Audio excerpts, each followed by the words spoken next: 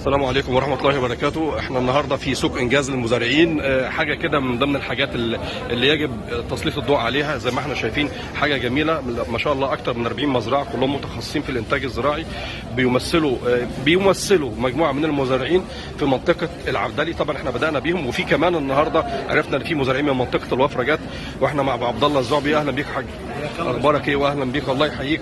وعايزين لمحة كده برضو، يعني في ناس كتير حتى في مصر سألونا وبعض الدول الثانيه ايه الحكايه اللي بتدور في الكويت، ايه الموضوع ده، فاحنا عايزين نوضح لهم ايه الحكايه.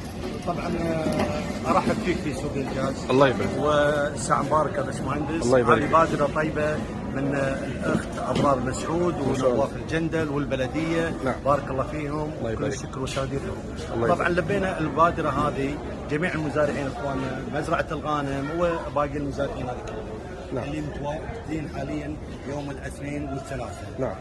طبعا هذه اللي قاعده توثقها مزرعه الغانم المورينجا. نعم. ومشتقاتها جميعها هذه. اسم طبعا غني عن التعريف، وطبعا مبادراته في المجتمع الكويتي واضحه في حاجات، وانا عارف ان هو ما شاء الله احنا سمعنا عده الاف من الاشجار بتوزع تقريبا كل فتره، وده حاجه من ضمن الحاجات اللي بنفتخر فيها فعلا. والمورينجا اللي ما يعرفش المورينجا هي نبات يعني تم عد حوالي 400 مرض بيشتغل عليه المورينجا، معروفه من ضمن الحاجات الاساسيه. فاحنا فعلا يعني دي اوراقها اللي بتؤكل، في ممكن تتاكل خضره كده، يعني في الهند بياكلوها خضره مع السندوتشات، عارف. البذور بتاعتها برضه لها استخدام طبعا، البذور معروفه، المستخلص بتاعها صحيح. الزيوت بتاعتها، وحتى عسل المورينجا كمان له استخدامات طبيه. عسل المورينجا نعم الصافي نعم. سنويا من محصول من ازهار المورينجا، من زهور المورينجا.